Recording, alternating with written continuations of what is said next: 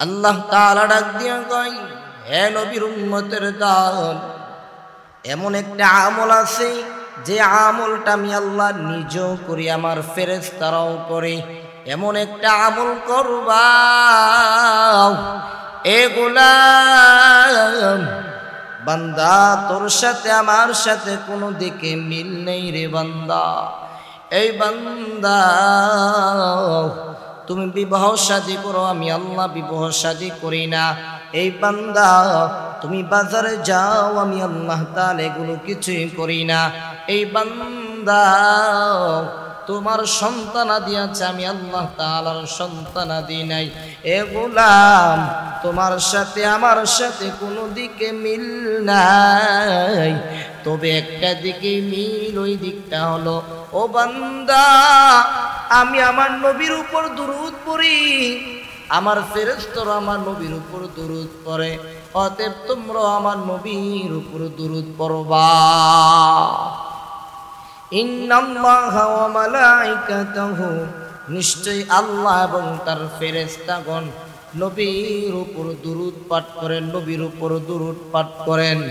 আল্লাহ ডাক দিয়া কয়, ইয়া আইয়ুহাল্লাযীনা আমানু, হে ঈমানদার বান্দা বান্দিগণ, ইয়া আইয়ুহাল্লাযীনা আমানু সাল্লু আলাইহি ওয়া সাল্লিমু তাসলিমা।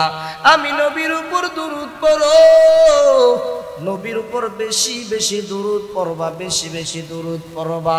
পয়গম্বর হাদিসের মধ্যে বলেন, মান সাল্লা আলাইয়া সাল্লাল্লাহু আলাইহি আশার, যে বান্দা আমি নবীর উপর একবার দুরূদ পাঠ করবে, আল্লাহ তাআলা তার উপর 10টা রহমত নাযিল করে দিবেন। শুধু এতটুকু নয়, হুত্তাত আনহু খাতিআ, 10 খাতিআ, আল্লাহ তাআলা তার 10টা গুনাহ মাফ করে দিবেন। রফিআত লাহু 10 দারজাত, আল্লাহ তার 10 গুণ মর্যাদা বাড়ায়া দিবেন। এই জন্য গোলাম, নবীর উপর দুরূদ পাঠ করবা, নবীর উপর দুরূদ পাঠ করবা। পয়গম্বর ভিন্ন হাদিসের মধ্যে জানায়া দেন, এ নবীর উম্মত, আমি নবীর উপর সকালে 10 বার দুরূদ পড়বা, বিকালে 10 বার দুরূদ পড়বা। আমি নবী, তার জন্য আমার নবীর উপর সুপারিশ করা ওয়াজিব হয়ে যায়। এই জন্য গোলাম, নবীর উপর দুরূদ পাঠ করবা, নবীর শানে দুরূদ পড়বা বেশি বেশি। সাল্লাল্লাহু আলাইহি ওয়াসাল্লাম, সাল্লাল্লাহু আলাইহি ওয়াসাল্লাম দুরূদ পাঠ করবা। একটা উদাহরণ দিয়ে আমি আপনাদেরকে বুঝা দেই। আবু আব্দুল্লাহ মুহাম্মদ ইবনে সুলাইমান আল জাযুলি রাহমাতুল্লাহ আলাইহি, জামানার বুজুর্গ ওলি কামেল আবু আব্দুল্লাহ মুহাম্মদ ইবনে সুলাইমান আল জাযুলি, উনি ওনার সঙ্গীদেরকে নিয়ে একটা সফরে বের হয়েছেন, কাফেলাদেরকে নিয়ে একটা সফরে বের হয়েছেন। রাস্তার মধ্যে নামাজের সময় হয়ে গেল, নামাজের ওয়াক্ত হয়ে গেল।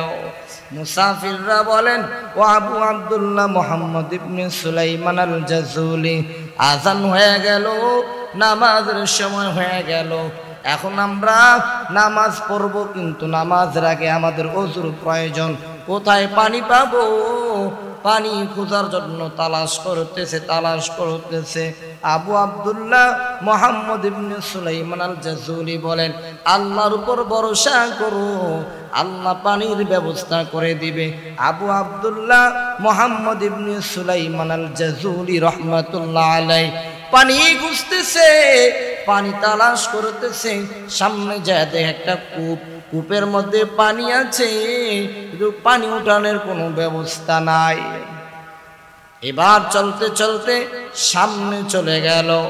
মুসাফিররা ডাক দিয়া কয়, কাফেলার লোকেরা সঙ্গীরা ডাক দিয়া কয়, ওগো আল্লাহর ওলি আবু আব্দুল্লাহ মুহাম্মদ ইবনে সুলাইমান আল জাযুলি, নামাজের ওয়াক্ত হয়ে গেল, নামাজের সময় হয়ে গেল, আমরা পানি কোথায় পাবো? ওযু করব, ওযুর জন্য আমরা পানি কোথায় পাবো? আবু আব্দুল্লাহ মুহাম্মদ ইবনে সুলাইমান আল জাযুলি রাহমাতুল্লাহ আলাইহি ডাক দিয়া কয়, সবর করো, আল্লাহর উপর ভরসা করো, আল্লাহ পানির ব্যবস্থা করে দিবেন। সামনে যাইতে যাইতে যা দেখে একটা কূপ দেখা যায়, ওই কূপের মধ্যে পানি আছে কিন্তু বালতি নাই। ওই কূপের থেকে কিভাবে পানি উঠাবে, পানি উঠানোর কোনো মাধ্যম নাই, কোনো যন্ত্র নাই। তাকায় দেখে একজন ছোট্ট মানুষ, একটা ছোট্ট মেয়ে এই কূপের পাশে দাঁড়ায় আছে। ওই ছোট্ট মেয়ে ডাক দিয়া কয়, ও বুজুর্গ আল্লাহর ওলি, কিসের জন্য এত পেরেশান, আমাকে কি বলতে পারবেন কিনা বলেন। এবার বুজুর্গ ডাক দিয়া কয়, তোমাকে বলে কি হবে, কি লাভ হবে, তুমি কি আমাদের পানির ব্যবস্থা করে দিতে পারবা কিনা? আমাদের পানির প্রয়োজন, পানি দিয়ে আমরা ওযু করব, নামাজ আদায় করব, সালাতুকুম নামাজ আমরা আদায় করব, পানির প্রয়োজন। এবার আল্লাহর বান্দি ছোট্ট মেয়ে ডাক দিয়া কয়, বুজুর্গ আল্লাহর ওলি, আপনারা একটু সবর করেন, আমি পানির ব্যবস্থা করে দিচ্ছি আপনাদেরকে। ছোট্ট মেয়ে এই কূপটার পাশে 3টা চক্কর দিল, 3 চক্করে 3বার নবীর উপর দুরূদ পাঠ করেছে সাল্লাল্লাহু আলাইহি ওয়াসাল্লাম। নবীর উপর 3বার দুরূদ পাঠ করার কারণে, 3বার দুরূদ পাঠ করার কারণে থুতু নিক্ষেপ করেছে। থুতু নিক্ষেপ করার সাথে সাথেই নিচের থেকে পানি উঠে গেল। সুবহানাল্লাহ। এবার আবু আব্দুল্লাহ মুহাম্মদ ইবনে সুলাইমান আল জাযুলি তাকায়া দেখে পানি উঠে গেল, নিচের পানি উপরে উঠে গেল। সঙ্গীদেরকে ডাক দিয়া কয়, ওযু করে নামাজ আদায় করব। ডাক দিয়া কয়, আল্লাহর বান্দি ছোট মেয়ে, তুমি এমন কি আমল করো যে আমলের কারণে তোমার আমলের কারণে নিচের পানি উপরে উঠে গেল, কি এমন আমল করো? এ আল্লাহর বান্দি বলো। ছোট্ট মেয়ে ডাক দিয়া কয়, বুজুর্গ ওগো আল্লাহর ওলি, বলা যাবে না, বলা যাবে না। এবার বারবার বলার কারণে বুজুর্গ আল্লাহর ওলি ডাক দিয়া কয়, এ আল্লাহর বান্দি, তুমি এমন কি আমল করো যে আমলের কারণে নিচের পানি উপরে উঠে গেছে, অসম্ভব জিনিস সম্ভব হয়ে গেছে, তুমি এমন কি আমল করো বলো। আল্লাহর বান্দি ডাক দিয়া কয়, বুজুর্গ আমি নবীর উপর 3বার দরুদ পাঠ করেছি, 3টা চক্করে। আমি চক্কর দেওয়ার পর থুতু এই কূপের মধ্যে নিক্ষেপ করেছি।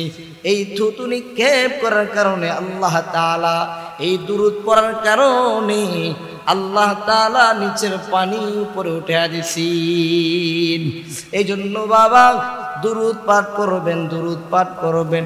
বুজুর্গ আল্লাহর ওলি আবু আব্দুল্লাহ মুহাম্মদ ইবনে সুলাইমান আল জাযুলি ডাক দিয়া কয়, ওগো আল্লাহর বান্দি, এই আমলটা তোমার কে শিক্ষা দিয়েছে বলো? বলে, আমার মা শিক্ষা দিয়েছে। আমরা গরিব মানুষ, মরুভূমির মধ্যে বকরি ছাগল চড়াই, আমরা আমাদের ছাগল গরু ছাগলগুলো চড়াই এই মরুভূমির মধ্যে। মরুভূমির মধ্যে অনেক বাঘ জীবজন্তু থাকে, আমাদের গরু ছাগলগুলো খেয়ে ফেলে। আমার মা আমাকে ডেকে ডেকে বলে, সন্তান আমার, হে আমার মেয়ে, তুমি নবীর উপর দুরূদ পাঠ করবা। মা, দুরূদ পাঠ করলে কি হয়? বলে, দুরূদ পাঠ করলে আল্লাহ তোমাকে, তোমার মালকে হেফাজত করবি। এই জন্য বাবা দুরূদ পাঠ করতে হবে, নবীর শানে দুরূদ পড়ব তো ইনশাআল্লাহ। আল্লাহ আমাদেরকে দুরূদ পড়ার তাওফিক